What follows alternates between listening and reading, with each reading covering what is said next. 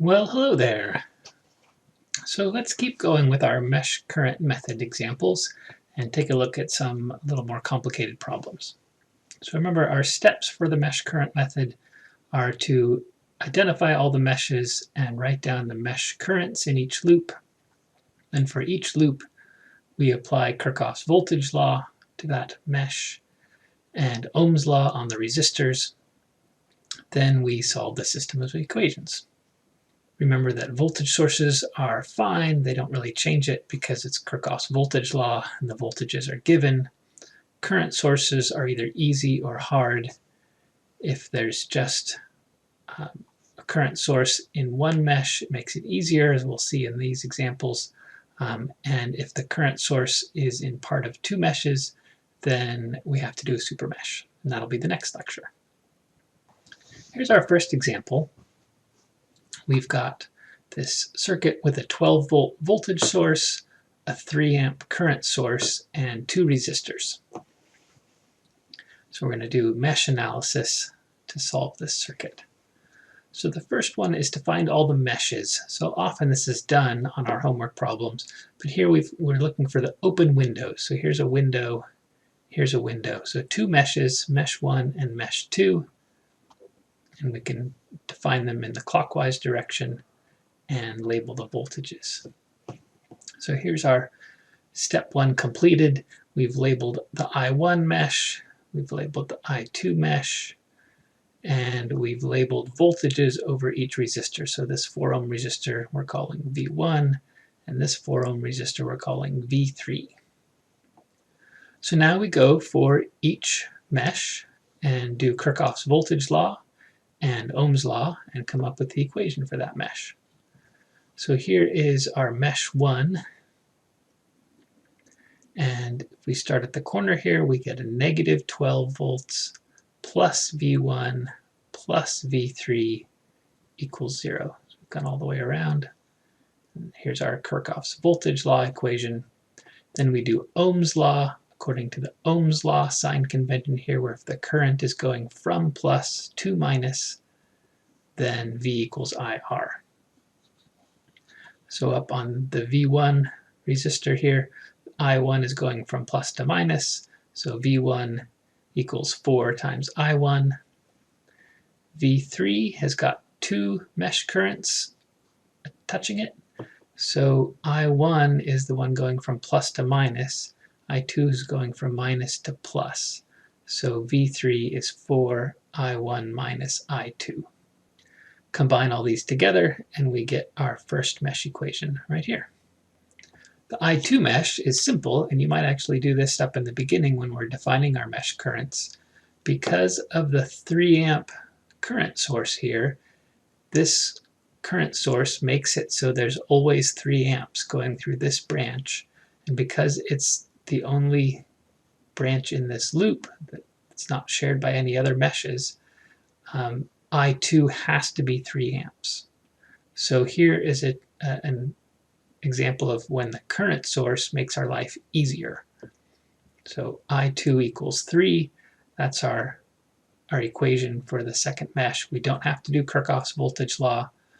We can't use Ohm's law on a current source because it's not a resistor, and a current source has a known current but an unknown voltage. So trying to use Kirchhoffs voltage law here would be confusing because we'd have to assign a new unknown as the voltage here. So we don't need to do that. So we just write down I2 equals 3 and we can get the solution from there. So here we have our two equations, one for each mesh, and we have to solve them to find the mesh currents. We could arrange them like this as a 2x2 system and solve, but if you take advantage of this simple mesh 2 equation that just says I2 equals 3 amps, you can back substitute it and put 3 amps everywhere there's an I2 in your first equation and end up with one equation and one unknown. And that's what we see down here. If we solve that equation for I1, we get 3 amps. And the original problem statement asked for this branch current I, and that turns out to be I1 minus I2, which is 0 amps. This is a funny number, but it's just a coincidence. Don't try to read too much into that. So just as a summary, we've assigned I1 and I2. We do Kirchhoffs voltage law for each mesh, and ohm on the resistors. Voltage sources like this, we just add 12 volts into our Kirchhoffs voltage law, no problem. Current sources, this is a current source and it's only part of the I2 mesh, so it made our lives easy because I2 equals 3 amps. And the next video we'll talk about supermesh. All right, here's another example. This has 3 meshes, and we've already started step 1. We've identified the windows and given them numbers. So here's I1, here's I2, and here's I3 up at the top. We also have labeled all of the voltages across the resistors, so we get the signs correct. So V2, V3, V1, and V4 are all labeled. And up here at the top, notice this is a dependent source. It's a voltage controlled current source because it provides current and it's controlled by V1, which is down here. 4 V1 is how many amps are going to come out of there. So the next step is to go mesh by mesh, and we'll use Kirchhoffs voltage law and Ohm's law and get our equations for the system. So here is the I1 mesh. We'll go around the loop. So negative 10 plus V2 plus V1 equals 0. And then for each of the resistors, we can use Ohm's law. So here V2, I1 is going from plus to minus. That's the normal sign convention. I3 is going from minus to plus. So V2 is the resistance, 1 ohm, times I1 minus I3. V1, plus on top and minus on the bottom. So I1 goes from plus to minus. I2 goes from minus to plus. And so we have V1 equals 2 ohms times I1 minus I2. We combine all these together and we get this equation here. And if we reorganize them so that we factor out all of the coefficients and the unknowns, we get this bottom equation for our system. So then we do the next mesh. It's the I2 mesh, and we're going to go around in the loop. So negative V1 plus V3 plus V4 equals 0. And then we do Ohm's law for each of the resistors. So V1 we already had. V3, we've got I2 going from plus to minus, and I3 is going from minus to plus. So it's 1 ohm times I2 minus I3.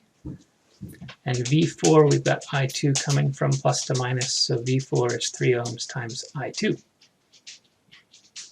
Combine all these together into this equation, and then factor out all of the coefficients, and we get this form at the bottom.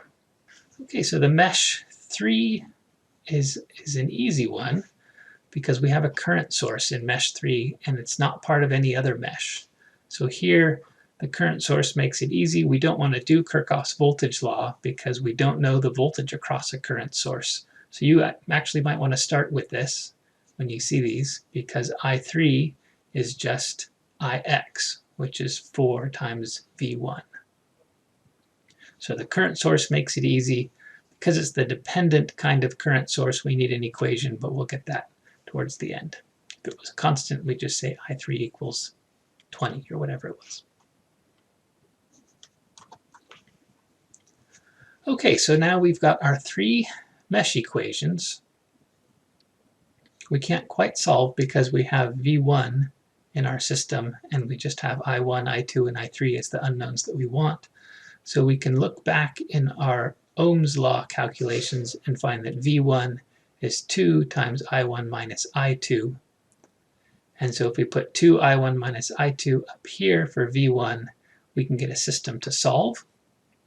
If you put this times 4 and back substituted these up into the I3 terms, then we'd get this system of equations down here.